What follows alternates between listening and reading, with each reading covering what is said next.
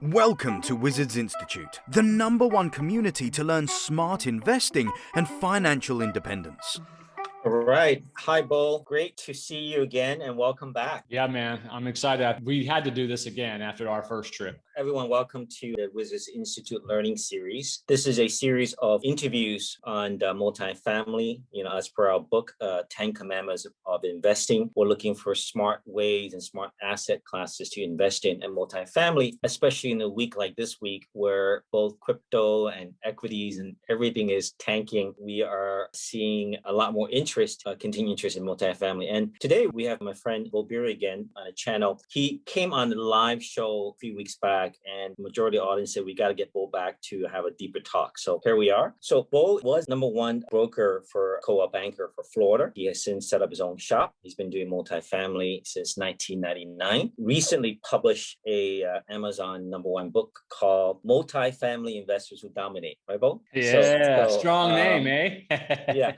He also has a fantastic YouTube channel that I'd love to watch because it's not only informative, but he's quite the comedian, entertaining to watch. Today, well, I thought we'd do something a little bit different because obviously you do a great job on YouTube on the topics about finding deals, especially in Florida or North Florida. Today, I want to focus on a few other topics that relates to more investing from your perspective as a broker, but also in what you're seeing from the many, many clients that you have in the space. The topics that I'd like to cover would be, again, how you and all your clients see are the best practices of investing in multifamily, maybe get your views on the markets specific to where you cover in Florida, and then maybe delve a bit into the underwriting, because I know you're quite data driven and financially driven as well to see some of the issues or, again, best practices from yourself and your clients. And we can kind of go from there. And I'd love to also hear more about your book. But let's start with the best practices of sort of multifamily investing. Whether it's your view or your client's view, what would be some of the principles or practices that you're seeing in the market? We can start with finding deals. Finding deals is what my book is mostly about, but to summarize it in a very short amount of time, everyone has a finite amount of time to work in a day. No human being is different. We all just have 24 hours. And so in terms of efficiency and effectiveness, when you just statistically look at the way the multifamily world works, the vast majority of deals are all done by brokers. And so you can be the guy who spends all your time trying to find that needle in the haystack off-market deal in which buyer Bob calls seller Sam directly and there's no brokers involved, and you just happen to catch seller Sam on the most wonderful day of his life and your life, and seller Sam was crazy enough or uninformed enough to entertain your offer instead of going to market and bidding it up, and you somehow agreed on a price and terms and did all that. If you were the person who's hell-bent on doing that kind of transaction, there's nothing wrong with that, especially if you can get some sort of under market price. But those are very, very, very few and far between. That's just a statistical fact. It's less than 7% of the time that happens. And if you did one of those a year or one of those every 2 or 3 years, I can show you a number of people who do 15 times that amount of deals by working with brokers. Finding deals, that whole subject matter can be answered in make it your life, make it your job, make it everything you do, befriending and building relationships with brokers. And when you're in performance with them, when you're doing a deal with them, doing a deal in a manner in which makes them fall in love with you because you've made them look good and you've looked good in front of the seller and they want to bring you more deals. You will do far more deals than anyone else on the planet if that's your goal, and build relationships with brokers. You will blow the guy away all day long who's just trying to do deals without brokers or find it off market. It's a statistical fact. We talked earlier, Bo, in terms of my team and I chasing deals in Florida, but I think it's probably national. It is just it's a little crazy hot right now, right? As I mentioned, it's crazy hot. It's super competitive. It's why so many people, they get fed up with the whole system because brokers get a hold of the deals first and then brokers bid them up. And then you have 5 rounds of bids like you and I talked about before this. And so I get why a lot of folks try to find quote unquote off market. It's just that it never exists. exist. Even when someone thinks they got an off-market deal, it's probably been shopped around to dozens and dozens of buyers. Yeah, that's interesting. You mentioned off market again, but I actually recently, just about a week ago, met a gentleman who, based on his LinkedIn, has been doing off market deals and seems quite active for decades, and sent me a couple of dozen deals. And I said, why this market would the seller just sign you exclusive? And he claims This is a broker or a buyer? This is a broker, and Okay. his rationale is that he has experience, and basically he's charging the buyers 3%, not the seller. Yeah. Right. But you understand that, let's say that that's the case. He is getting sellers to agree to entertain an offer because the broker is going and charging the fee to the buyer. First of all, that's pretty freaking normal anyway. If a buyer were to hire me to go find a deal, I don't do that kind of stuff. But if they did, then they need to be prepared to pay me just to be competitive with the seller anyway. Because especially if you're going to a seller off market, why would you have him pay the fee? It's going to be more attractive if the buyer pays the fee. That's actually normal in that world. But let's say that that's all correct. For a buyer to think that he was the only one that broker is taking to is insane. That broker is taking it to not dozens, hundreds of other buyers.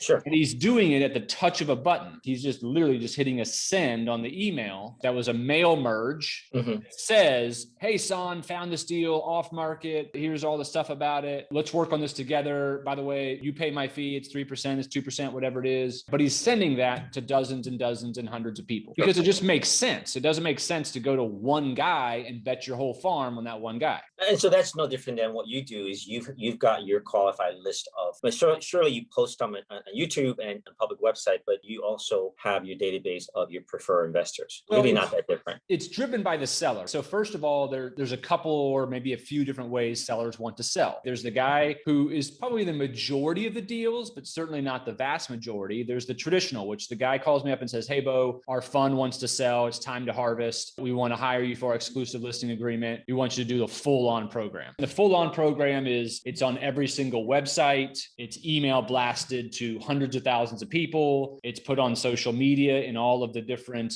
buying groups. It's mailings. It's phone calls directly to the list. It's the full gamut. Then there's the seller who calls Bo up and says, hey, Bo, our fund is ready to sell. It's time to harvest. But we've got some staff members that we really, really like. We want to be able to keep them, or maybe the buyer wants to be able to keep them. We don't want them to let them know there's things out there. We'd like you to keep it kind of quiet. And so just take it to your list. All that means different than what I just told you was it doesn't go on websites, but still at the touch of a button, I'm able to send it to hundreds, if not thousands of investors who in my email, I will point out, hey, this is confidential. It's not on websites or on the market. This needs to be hush. Here's a confidentiality agreement you need to sign before you get anything from me. Do not call anybody on the site or you will be in massive trouble. Don't do this, don't do this, don't do that. Everybody in the investment world, for the most part, knows what that means. They abide by it. And so you go that way. Then there is a seller, which is a market tester. And we have a lot of those right now. So that's the guy where traditionally the seller didn't call Bo. Bo called the seller in one of his ordinary phone calls. Hey, Mr. Seller, it's Bo. You own XYZ apartments. By the way, we probably already know each other. Beautiful asset. Gosh, you know what's going on in the world. Your asset is worth a lot of money. Would you have any interest in not entertaining an offer? And then seller Sam says, hey, Bo, we're not interested in selling the asset. We don't want to list it with you, but shoot, you bring me an offer. Yeah, we'll look at it. Or you bring me $35 million.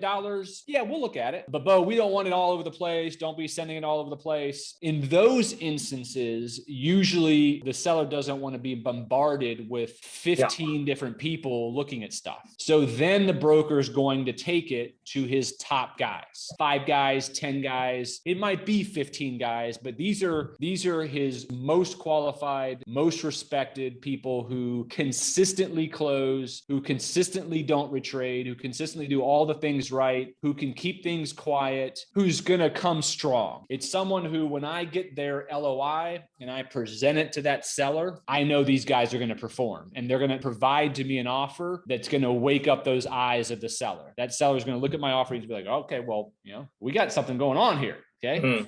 So those 3 types of sales make up the vast majority of all sales. Sure. Okay.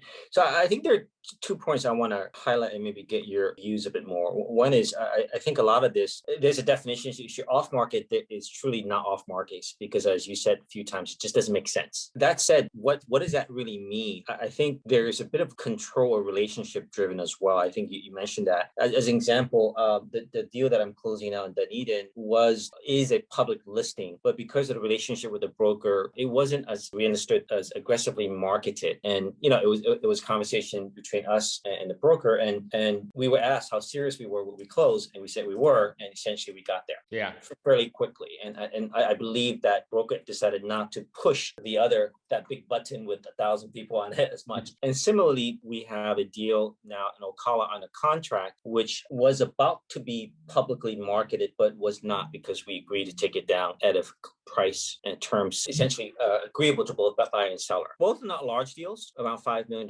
I just wonder, how common do you see this both from sort of this type of cooperation with, let's say, a proven reliable buyer that may be fitting the seller's interest to not be showing this to 1,000 people, and maybe even the broker's sort of relationship with you? How often does that happen? Well, I would first say, not to be combative to what you just said, but you have no idea how many people he sent it to. That's a fact. You don't know. I can tell you again, it doesn't make sense to the broker for him to put all his eggs in your basket. That's going to make him look like an idiot, because if he can't get an agreement with you and he's been negotiating with you and getting you up on your price for 2 weeks and then you don't buy it, he's now wasted 2 weeks. So I would find it hard to believe that any broker who's worth a crap was only talking to you. Now, maybe he didn't have it on websites. I believe that. Maybe he didn't do a full 10,000 person email blast, but I promise you he was talking to dozens of people. Now, what I think you're getting at, San, is that the relationship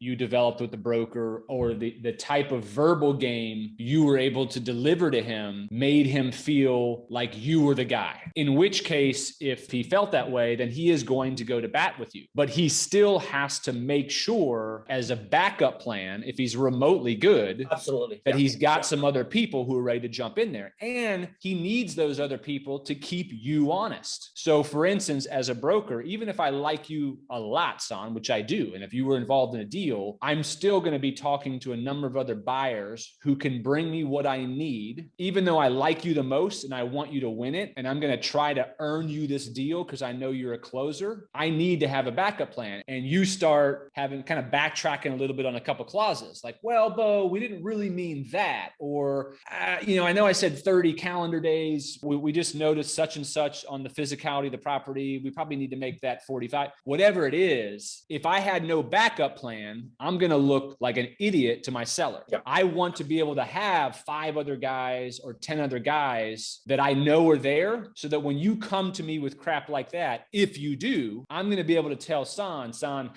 let me just tell you, bud, you're taking the 30 days, or I got 9 guys that say they will. Understood.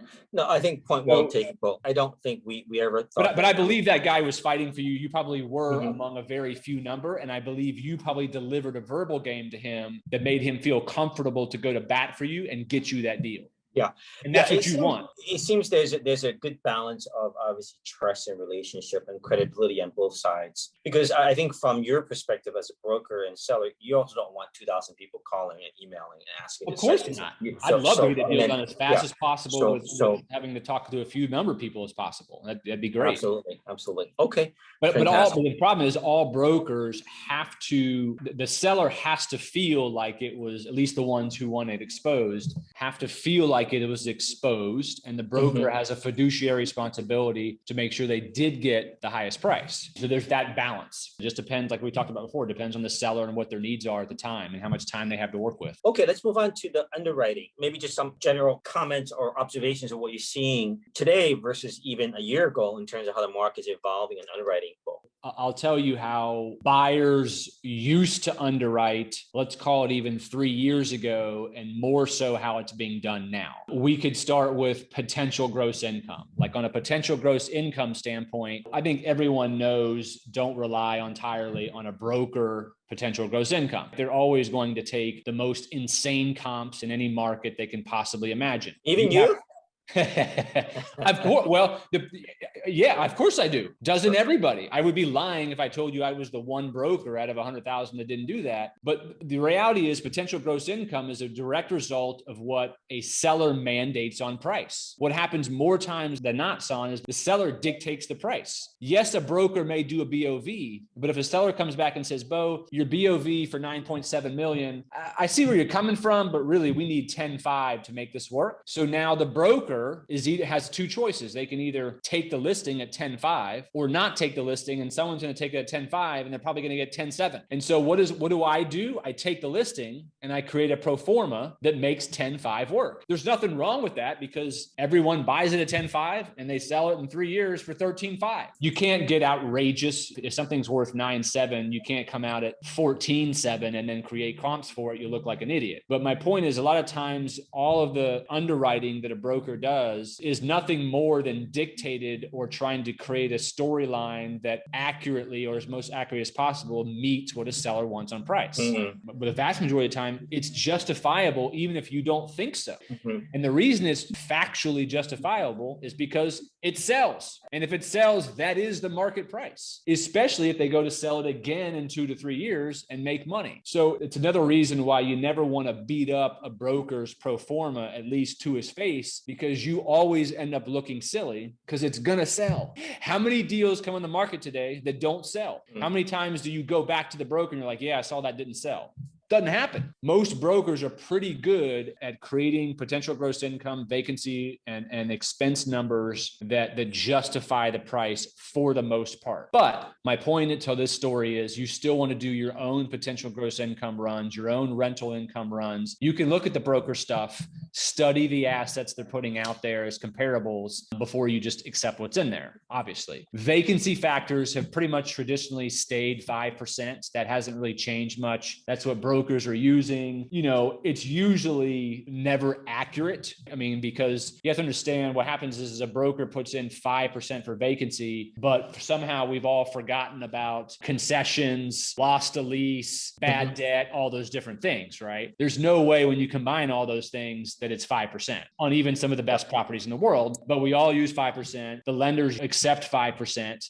There are a number of properties when they're in fantastic locations, A, B plus, and some B assets that may very well be having a historical 3-year trailing average vacancy of 3%. And when you add in bad debt and concessions and all that, could be at 5%, could be, but most other stuff is probably not. So that's one I see. And people just end up justifying in their minds. Yeah, 5% makes sense. Yeah. Well, with 10% economic vacancy, depending on the asset, may be aggressive, but it may be spot on. You know, you just, anyway, that one doesn't make as big a difference as the potential gross income is a big deal. Believe it or not, the amortization period is a huge deal. So what I see, this isn't as much in the deals that you're doing because they're larger, Son, and almost everything is a 30-year ammo. But a lot of the guys that may be listening to this may be buying under 50 or 60 unit deals. And as a result, a lot of them use bank and credit union financing. And a lot of those banks and credit unions won't do anything more than a 20 or 25-year ammo. When you're analyzing assets, if you're working on a pro forma on a spreadsheet in Excel, there is no greater effect on cash return, not even interest rate, not loan to value, nothing else has a greater effect on cash than amortization period. Go to Excel and look at it. It's amazing. Now, listen, yes, you pay off the property faster, but the reality is no one holds it for 25 or 30 years. The average hold period right now of every deal that sells, and I follow this on a trailing 5-year average, is 41 months, right? So amortization period is very important, and especially if you're a syndication. Got to get 30 years. So if you're listening to this and banks are telling you 2025, you need to go out and find a mortgage broker who can get you the 30-year ammos. Those guys have access to all kinds of lending institutions. Exactly. We're the deal that we're doing now, smaller deal, $5 million deal. We are using a local bank, and we came across that exact same issue. Yeah, I was going to hit some of the expense line items. Property taxes. I do a study every single year where I study what is the appropriate percentage of sale price to use in terms of assessed values for property tax purposes. Historically, everybody uses 80%, but every year I like to look at every one of my markets to make sure that's still the case. And so every year I look at Tallahassee, Jacksonville, Orlando, all the different markets I cover. And the answer is yes, still 80% is on par. There are some markets though that are running 70%. What you should do in your own markets. So whoever is listening to this, if you're from Texas, New Jersey, California, wherever you're from, you should export every single sale in a market. So for instance, you would export all the 2019 sales and you would look at what it sold for divided by what the assessed value is in 2020, which is the next year, and calculate what all of those are, and then take averages and medians for all those sales. Because most investors are not doing that. That's a lot of work. But if you find in a market that consistently the average and the median is 72% and everybody else is underwriting 80%, that 8% differential can earn you the deal if you can adjust your performance. Now, could it still come out at 80%? Yes, but it's an ultra competitive market. And if you can gain that much of a differential, it's a big deal. So that's a little tip that I put out there. Like I know some markets that are at 70%. And in fact, there's some markets that are under 50 units, you can be at 65%. Administrative expenses, those don't change much. I mean, those are for the most part about $150 a unit. And even if something was running 200 a unit, that's not going to make much of a difference. Management fees are usually on par all the time. Depending on the size of the asset, it usually runs anywhere from 3% to, if you were buying something that were under 20 units, you could be as high as 8 or 10%. Repairs and maintenance and contract services, believe it or not, don't get negotiated much as well, only because it's pretty easy to dive into the maintenance register and you can look at all the different repairs and you can make sure that a seller isn't fudging things. It's something that is pretty defined. There's no ambiguity about repairs and maintenance and contract services. You might be able to save money by negotiating it during the due diligence period with different vendors, but you're not going to save all that much money. Usually repairs and maintenance is running anywhere between $500 and $800 a unit per year. Contract services are anywhere from $350 to $550 per year. Utilities, same thing. That usually doesn't change much. Yes, you can buy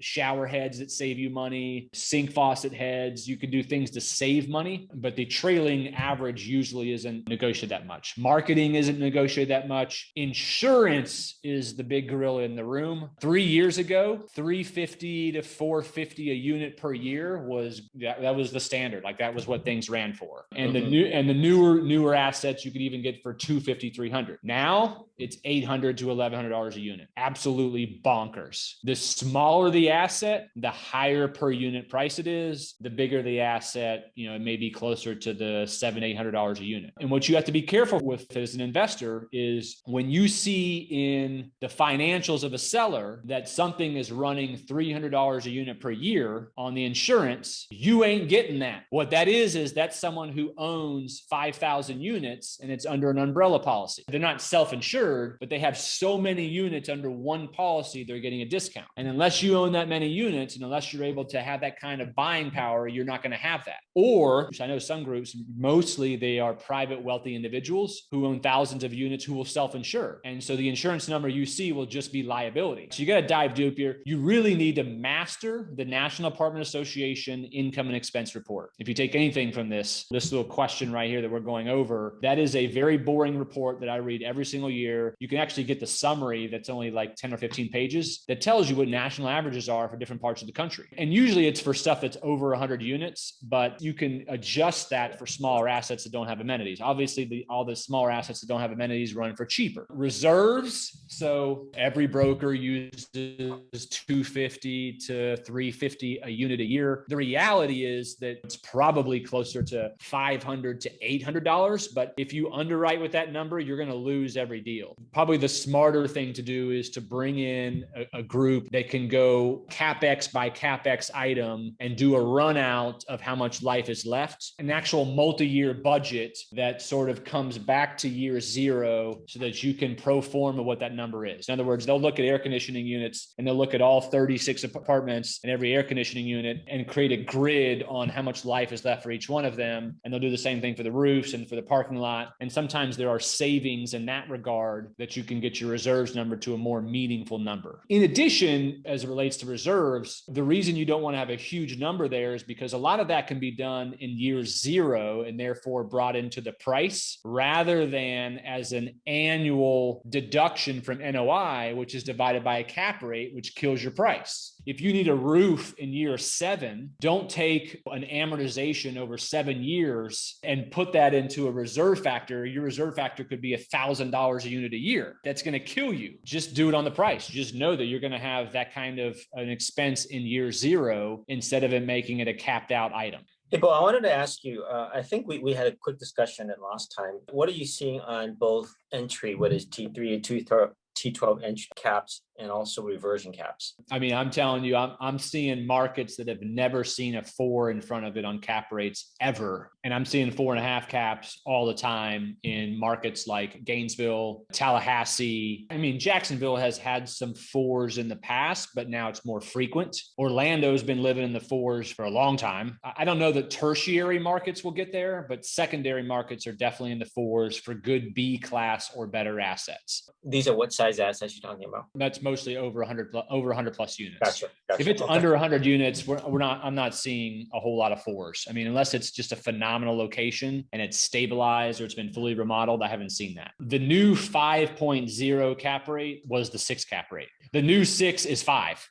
What about the reversion caps that your investors are using for Central Florida deal? Or Florida deal? I would say for B class, again, what I'm about to tell you really has no grain of salt whatsoever, because who the hell knows what's going to happen in 3 years. I'm just going to speak what Bo Beery thinks. And every year I'm wrong on what values are doing, right? And every year, any broker who tells you they've been right is bull. You. But what I would say is, if I was underwriting, let's say, a solid B class asset that I'm buying for a 4.75 to 5.25 cap, 3 to 5 years from now, I wouldn't underwrite at the same mark. I think that that's probably going to be more like a 5.25 to 5.5. Now, interest rates are supposed to be strong through 2023, I believe it was, or most of 2023. But I think we're at a point right now where the cap rates are so close to the borrowing rate that there really is no more room to go. Now, I've been saying there's no more room to go for the last several years on price, but we are now absolutely at a price where if you're borrowing for 2.8 to 3.25 on a larger asset, and you've got cap rates that are only a couple points above that or under 3 points above that, it's tough to go much lower. So to underwrite 3 to 5 years from now for the same cap rate you're buying today,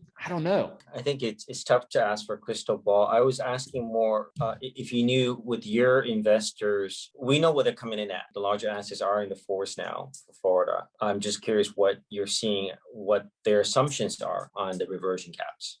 Okay, I don't know. I don't get to see them. I don't get to see their. Okay. Most buyers are not showing me their back end sale metrics, because then I know where I can get them to on price. That's so true. No buyer ever shows me that. So you're not one of those brokers and sellers that I have this funny suspicion in the last few deals, Bill, that the broker or the buyer have a similar spreadsheet as we do, and they're pumping the assumptions to know exactly how much to squeeze us.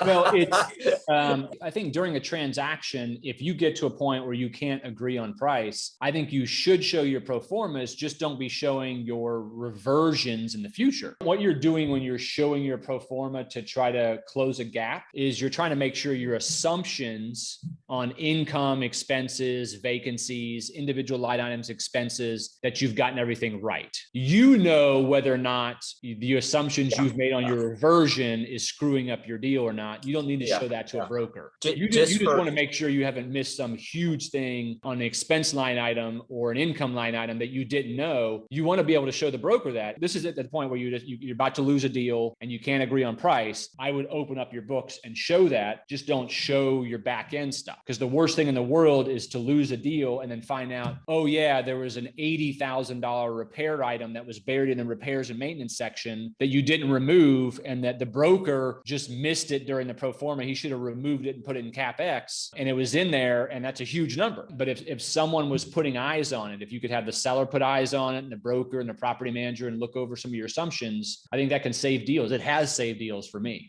Just as a frame of reference, and this will help us get more deals with do in the future, Bo, is our group is super conservative, right? So you're right. On the larger ones, we're looking at fours. Some of the mid-sized ones, $5-7 million deals, we're buying them at 5. But our group, we never underwrite reversion caps south of 5.75, often to 6, just because we, as you said, we don't, and obviously the returns are highly sensitive. The exit returns highly sensitive to that. Economic vacancy we talked about were almost never below a 10. And obviously there are other factors, but we would have to push other levers, whether it's value add, entry price, lowering expenses, obviously elevating rents to make the numbers work. So we know other groups are not that conservative, but we just don't know what happens in 5 years. So we choose to be fairly tight with the numbers. Yeah. And, it depends on the asset. I mean, I think Sure. that would be overly conservative if you were looking at call it definitely B plus and A and some B assets. But if you're picking up C plus, B minus in that section there, that's probably not far off. As you know, you are going to lose a lot of deals, but when you do deals, they're going to be very good home runs. So, So I get it. We painfully lose a lot of deals, but the deals that we do sign using those general assumptions, we're often overnight oversubscribed because it's fairly safe. Yeah, I get it. So it's doable. It's just not every deal that's like that. Well, and let me tell you, I was having a discussion this morning actually with an investor, and maybe this will help you out, particularly in the early investment years of an investment company. Let's say in your first 3 to 4 years, maybe you have 300 units, maybe you've got 500 units, whatever it is, you've got 150 units. But my point is in the early years of not having scale yet, I think you're wise to do what you're doing, but you're losing to the guy who has created scale and is able to get aggressive on assets because he has a tremendous amount of cash flow. So when you have 3,000 units, 5,000 units, and your global loan to value ratio is paid down to 55, 60%, and you're killing it on cash flow, and you've never sold anything, and your portfolio just continues to grow, that gives you the power to pick up 5 cap assets, 4.5 cap assets that are in the right locations that have long-term growth potential, and it not affect you one bit, because it's just massaged into your global package, right? And you don't even feel it. At that point, you can buy, like right now, I have an asset on the market that's very, very well subscribed. It's a completely vacant building. It's over 100 units, right? And I have a ton of players looking at it. All of them have substantial portfolios. And this is going to have zero income. Actually, it's just going to have outlays for the next 2 years as this is being remodeled and leased up. But these players have that ability to do that because they have a tremendous cash flow portfolio. And they're going to kill it. They're going to make a killing in 3 years, 5 years, 10 years when they harvest. Great. Well, let's kind of come back a bit to the title of your book, Multifamily Investors Who Dominate. I know that a chunk of what we just covered is in the book, but what other wisdom in the book you'd like to share with us from an investor standpoint? I guess what we haven't covered is the whole reputational thing. Reputation is so huge, and everyone who's listening to this, that's probably a boring soundbite or comment, but I have to say it over and over again because the people who don't think they have a reputation problem have a reputation problem. Or when they think that they do everything right, it's oftentimes those folks don't notice what they're doing wrong. And brokers and sellers and other people who have the ability to bring you deals, they're not going to call you up and say, hey, George, the reason you haven't seen a deal for me in 6 months is because remember that time on ABC Apartments you did this? Yeah, I didn't like that. And I don't ever want that to happen to me or my seller again. So that's why I never send you any more deals. That's never going to happen. So the book lays out all kinds of stories, scenarios, actions at which I see on a regular basis from players that do it wrong that basically remove them from the list. And there's a lot of obvious ones like retrading and so forth. But the one that happens the most is losing sight of the forest through the trees, meaning every real estate transaction that a person does, every one of them has hair. Every one of them has something that comes up that is a hill or a hurdle that has to be negotiated. Very, very rarely do I have a deal that I put under a contract that soup to nuts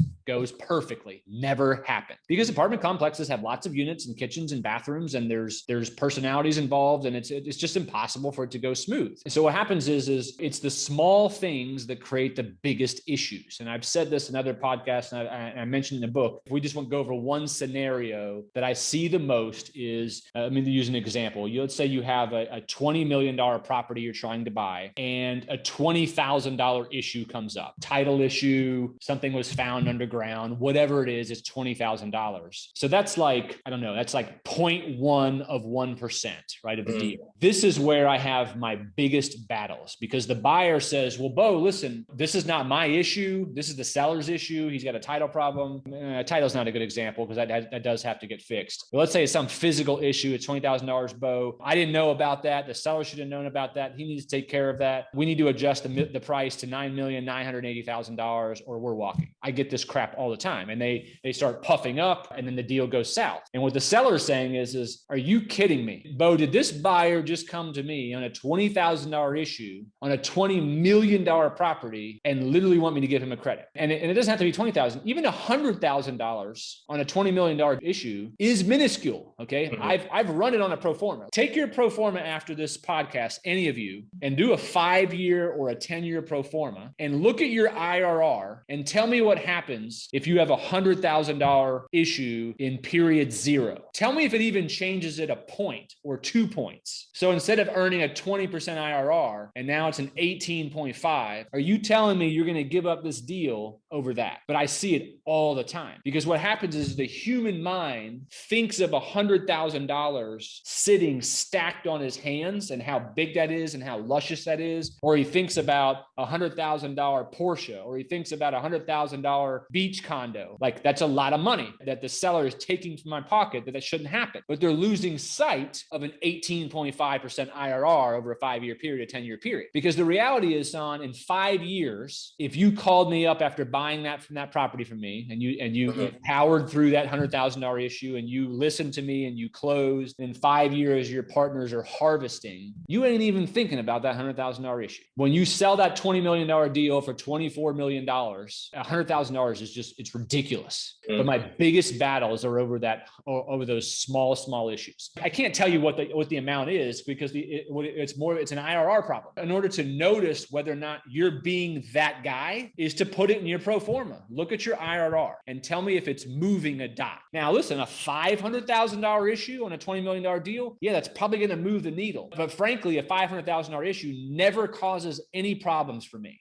because that's such a big problem that the seller knows any buyer is going to have a problem with that. So Mr. Seller, if Mr. Seller doesn't do a deal with this buyer and he kills the deal, he's not going to kill the deal because he knows the next buyer is going to notice that as well. It's always the small stuff. The buyers let egos get involved. They lose sight of the forest and they battle. And, listen, we're in a business, this, Son. We're in a business where everyone's pretty wealthy. Everyone has a pretty good amount of money. They don't have to sell. People don't have to buy to survive. Most of these guys are doing just fine. And so it oftentimes becomes less about money and more about being right and puffing up and ego. And in 5 seconds flat, this can become a battle. And that's when I have to come in and I have to kind of be the psychologist that calms everybody down and tries to negotiate it between the two. So when you can power through $100,000 issue on a $20 million deal or 50,000, whatever it is, whatever that small IRR needle is, that's where you gain tremendous reputation. That's where me as the broker, when that deal closes and I'm having lunch with my other broker friends, or I'm at conferences and I'm meeting with other investors and we're having conversations. Oh, Bo, hey,